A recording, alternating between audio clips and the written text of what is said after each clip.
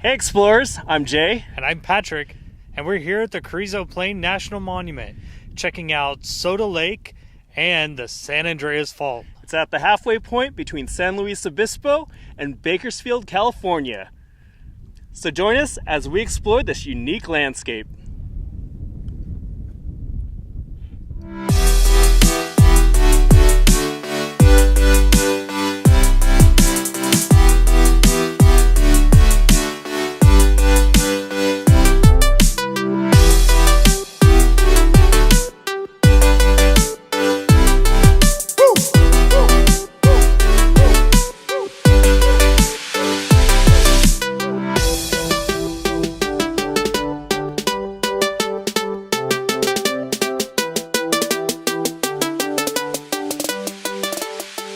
So as we tried to reach the visitor center from the eastern entrance of Carrizo Plain, GPS led us down this dirt road, which eventually became a muddy road, and the truck ended up getting stuck in the muck. So after 3 hours, we finally got out of there and headed in the right direction. And at last, we made it to the Guy L. Goodwin Education Center. Okay, so we got into Carrizo Plain kind of late, and why? Because of the rains that we had recently, the dirt roads that led to the park were covered in mud. At least we got here, and we're happy for that, and thank God my truck is, although dirty, she's alive. The Carrizo Plain is a large enclosed grassland plain, approximately 50 miles long and 15 miles across. What's with all this farm equipment, you may say? Well, the grasslands of the Carrizo Plains were farmed up until the late 1980s. There were some farms at the north end of the valley where the rainfall was greater, and those still continue today. So what we have behind me are a bunch of old abandoned farm equipment. Back in the 1980s, there happened to be a lot of droughts, and so having to grow grains and cultivating farms around here just became really difficult, and so a lot of them had closed at that time and stopped working. There's a few other working ranches now north of the area where there's more rain. But here you can see here some wagon equipment.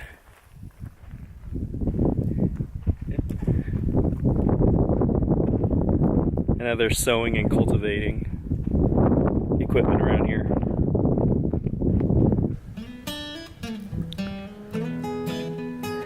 There's a thrashing machine and a vertical grain elevator that lifted grain up into the pipes which were once connected to the grain tanks that were filled from above. The turn of the century marked the rise of dryland farming on the Carrizo Plain, which means no irrigation was utilized. Despite the arid climate, crops such as barley, wheat, and oats grew very well on fertile soil.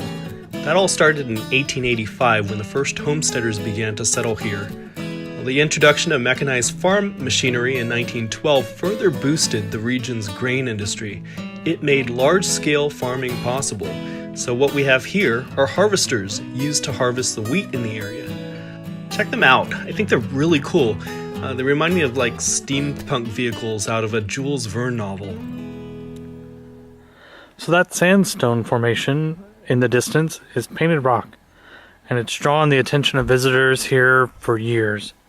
About 3,000 to 4,000 years ago, Native Americans began to paint their sacred images within the alcoves of that rock. Unfortunately, right now, we're not able to go over there because it's nesting season for some birds, and it's all closed off. Spiritual leaders and other tribal members created the rock paintings as an expression of their cultural and religious beliefs. It's just miles and miles of beautiful, flat grasslands.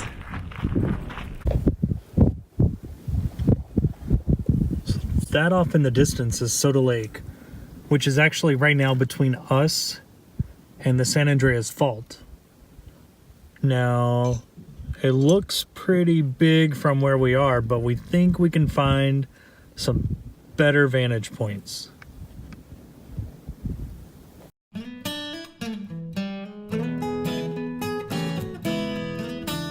Now we're taking this short little trail up this very steep hill to the Soda Lake Overlook.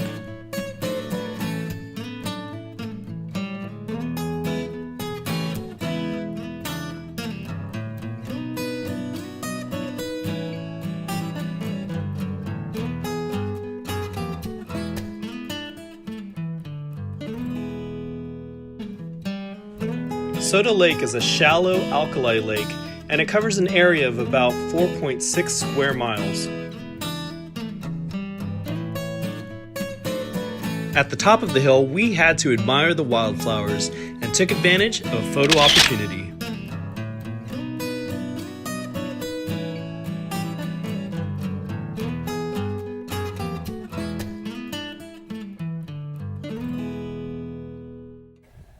All right, so here we are. We made it up to the Soda Lake Overlook, and as you can see behind us, it's a beautiful view of the lake. It's actually full of water right now because of the rains that California's been getting. Typically, it's a salt bed during the summer months, and you're actually able to go out and walk on it.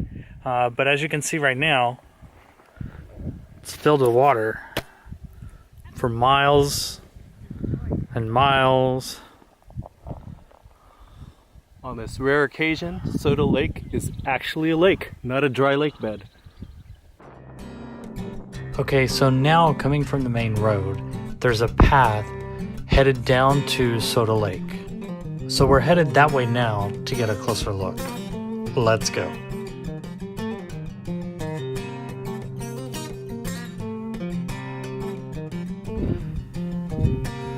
Here we are, down by the lake.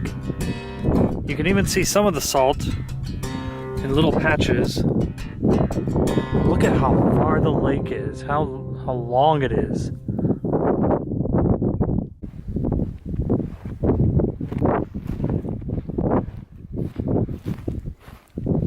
So this is what a lot of the trails are looking like here in Carrizo Plains. With the recent rains that we've been getting, a lot of the trails are pretty muddy, including some of the driving trails. So unless you have a 4x4 vehicle, you're gonna be like me and get stuck. Don't be like me. So less than 4% of California's natural grasslands is in existence today.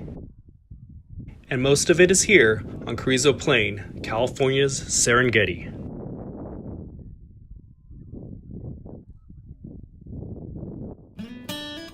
I love finding these survey markers. It makes me feel like I've accomplished something, and I've officially made it to my destination.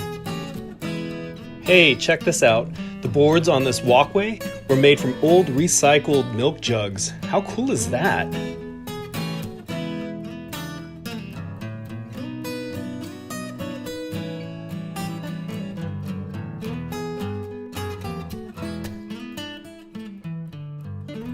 Thanks, explorers, for joining us on this visit to Carrizo Plain National Monument. To find out more information about any of the locations we visited today, check out the links below. And follow us on our next adventure, where we don't just travel, we explore. See you next time. Bye.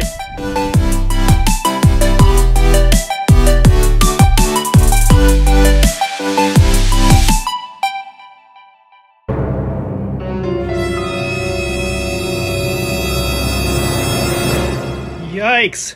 Nobody told us there were werewolves in Carrizo Plain.